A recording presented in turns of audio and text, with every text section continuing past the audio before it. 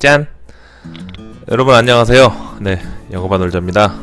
출근 잘하셨습니까? 오늘도 너무나도 추운 아침입니다. 네, 일어나자마자 씻고 옷 입고 일찍 출근하자마자 또 이렇게 방송부터 시작합니다. 네, 아직도 눈이 부어있죠?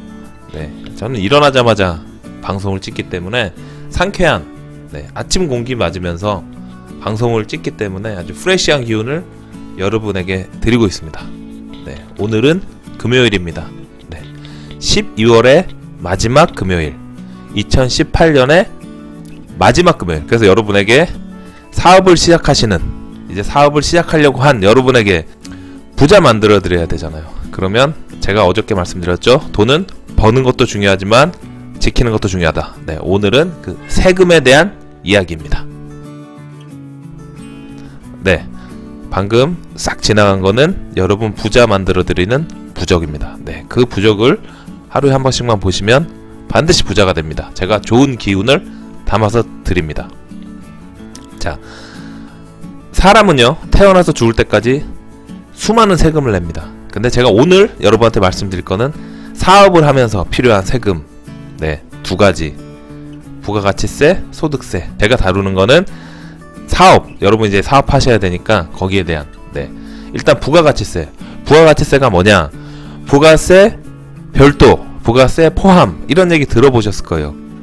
거래를 할 때요, 계산서를 발행하면, 예를 들면 내가 1억짜리 납품을 했어. 부가세 포함 그러면 9,100만원? 네, 요정도 돼서 부가세가 이제 900 얼마 붙은 거고요. 1억에 부가세 별도면 1억 1000만원이 됩니다. 네, 1억 1000만원.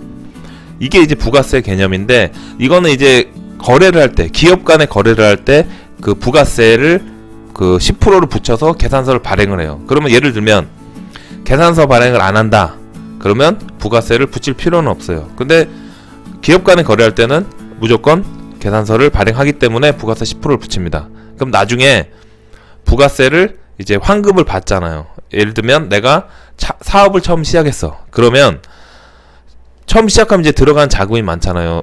매출도 없는데 이제 깔아놓은 게 많기 때문에, 그럴 때는 이제 내가 발행한 세금 계산서보다 내가 받은 세금 계산서가 더 많단 말이에요. 그럴 때는 부가세 이제 더하기 빼기해서 환급을 받습니다. 네, 환급을 받아서 뭐 첫 해에는 이제 부가세를 내는 것보다 받는 게 많게 됩니다. 네, 이렇게 해서 이게 이제 부가세 개념인데, 우리가 그 마트 같은 데 갈 때 아이스크림 먹잖아요. 1,000원짜리. 그러면 그건 뭔가요? 부가세 별도인가요? 1,000원에 부가세가 포함된 거예요.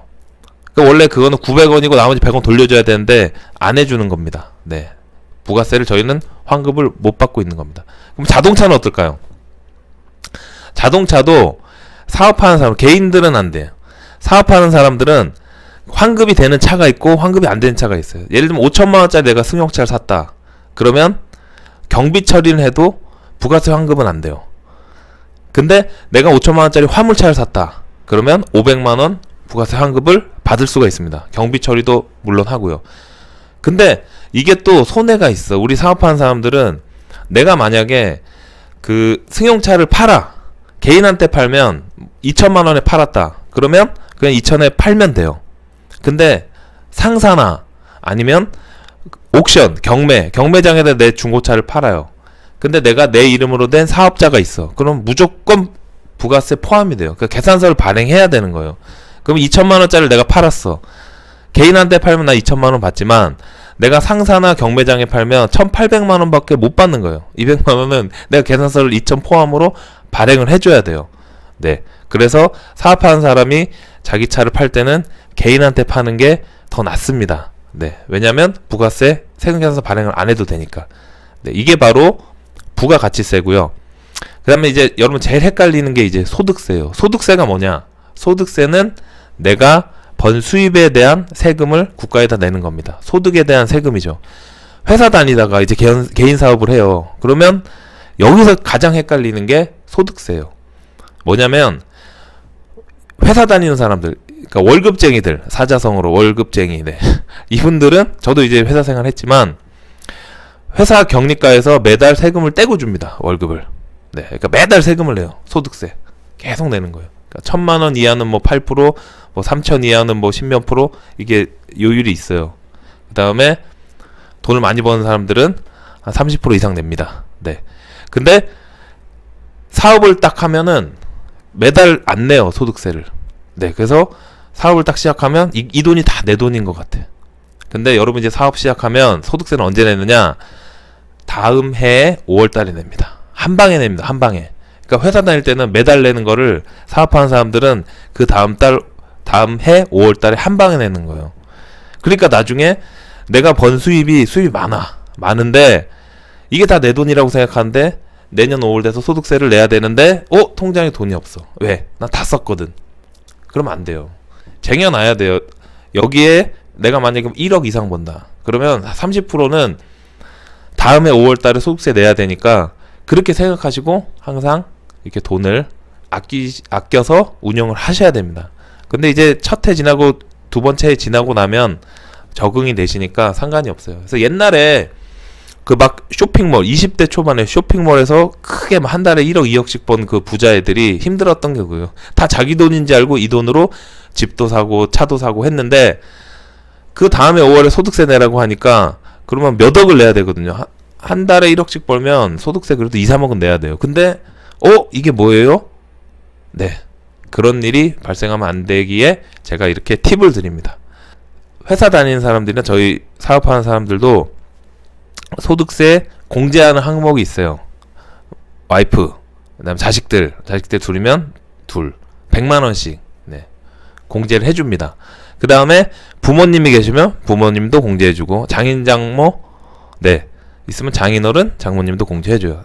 대신 조건은 공제 대상은 소득이 없어야 돼. 그러니까 회사를 다니면 안 돼. 애들은 뭐 회사 안 다니니까 상관없고 와이프도 뭐 전업주부면 상관없고 뭐 장인 장모도 그냥 국민연금만 받고 쉬고 계셔. 그러면 인당 100만원씩 공제를 해줍니다. 이거는 내가 신고를 해야지 거기서 해주는 건 아니에요. 그러니까 무조건 그걸 알고 소득세 낼 때 이거 공제를 받으셔야 됩니다. 네, 그래서 오늘은 이렇게 좀 세금에 대해서 내가 사업을 시작할 때 제일 중요한 부가가치세, 소득세 네, 여기에 대해서 아주 기본적인 것만 이것만 알고 사업 시작하셔도 이렇게 내가 내 재산을 잘 지킬 수 있습니다. 사업도 잘 운영할 수 있고요. 네, 그래서 처음에 매출 발생 안 할 때는 그냥 본인이 신고하세요. 하면 되는데 매출이 이제 어느 정도 발생한다 그러면 세무기장 그냥 맡기면 돼요. 그러면 거기서 알아서 해주니까 그 돈 아깝다 생각하지 마시고 내 돈을 지켜주는 그런 소중한 사람들이기 때문에 잘 이용하시는 게 좋다고 그렇게 생각합니다. 꼭 이용하셔야 됩니다. 네, 오늘은 여러분에게 평생 직업, 평생 직장, 내 사업을 하면서 부자 되게 하는 제일 중요한 팁, 세금, 네, 부가가치세, 소득세에 대한 말씀을 드렸습니다. 네, 도움이 되셨나요? 네, 이게 도움이 돼서 부자 되시길 바라겠습니다. 오늘 제가 말씀드린 내용이 유익하다. 네, 그런 분들은 제 얼굴 눌러버리세요. 구독 버튼입니다. 관련 영상 한 번씩 봐주시기 바랍니다. 네, 고맙습니다.